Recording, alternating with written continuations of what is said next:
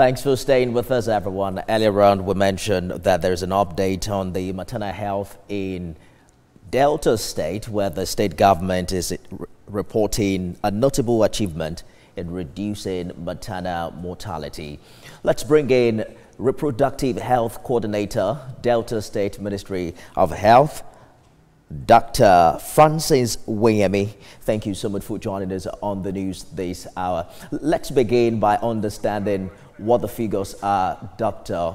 Delta State says 212 deaths per 100,000 lives. Do we know, live births rather, do we know what the figures were before now and precisely what is responsible for this improvement? Thank you very much. Delta States, we have been doing a lot with regards to reducing maternal mortality. At some point, the figures were in the 300s. It started from 500 to the 300s and began to reduce dramatically, especially when the government had specific interventions with regards to ensuring that human resource was available, ensuring that they had enough equipment in the hospitals to ensure that when emergencies come up, they are able to refer these women appropriately to the right centers where they can have those complications corrected or improved upon.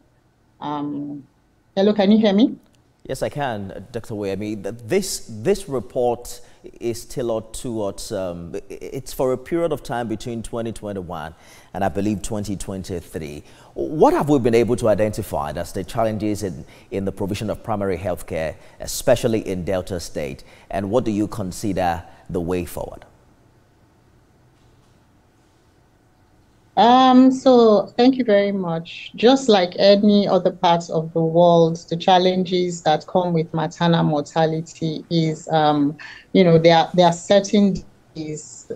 First of all, the delay for the woman to make a decision on whether or not to go to the hospital, how to get to the hospital, when she decides she wants to go to the hospital, how to get her to the hospital, accessibility to facilities that have the right infrastructure and the right human resource, the right skills to be able to manage such complications when they arise, and then the ability to be able to refer that woman to an appropriate center if and when the need arises. So this cuts across every country, and also Delta State has some of these issues with regards to